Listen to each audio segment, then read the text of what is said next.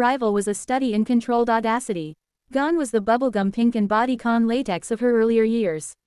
In its place was a creation from Jean-Paul Gaultier's Fall 2024 Haute Couture collection, a bold declaration of sheer black fabric and intricate lace, with a corseted bodice that sculpted her torso into an hourglass archetype. It was not an outfit that asked for permission, it demanded analysis. The deconstruction, a triptych of power. The first, most immediate read was The Alchemist. Kylie, the master of personal branding, was once again transmuting a private milestone into a public spectacle. The dress, barely there yet powerfully present, clung to her postpartum body with a defiant pride.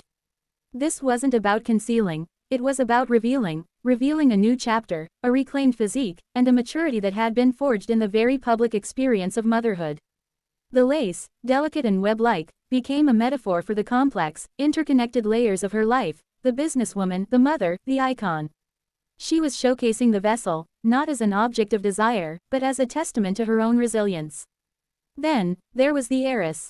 By choosing an iconic piece from Jean-Paul Gaultier, a house synonymous with avant-garde craftsmanship and subversive glamour, Kylie was doing more than just wearing a designer. She was anchoring herself in a legacy.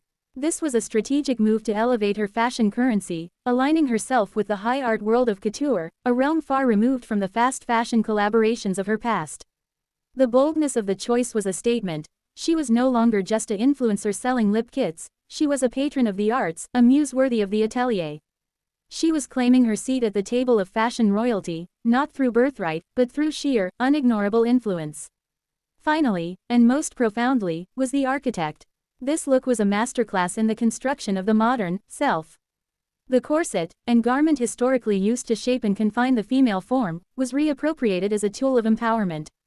She was the architect of her own silhouette, both literally and figuratively.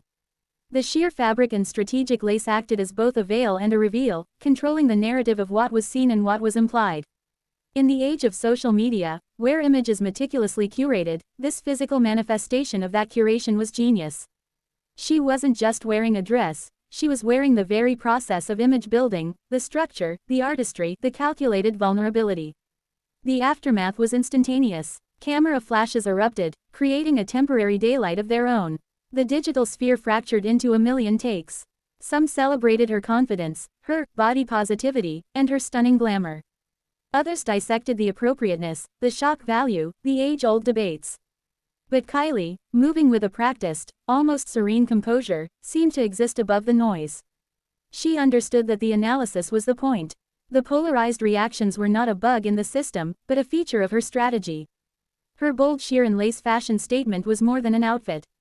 It was a thesis, a declaration that her body is her billboard, her choices are her commerce, and her narrative is the most valuable company she owns.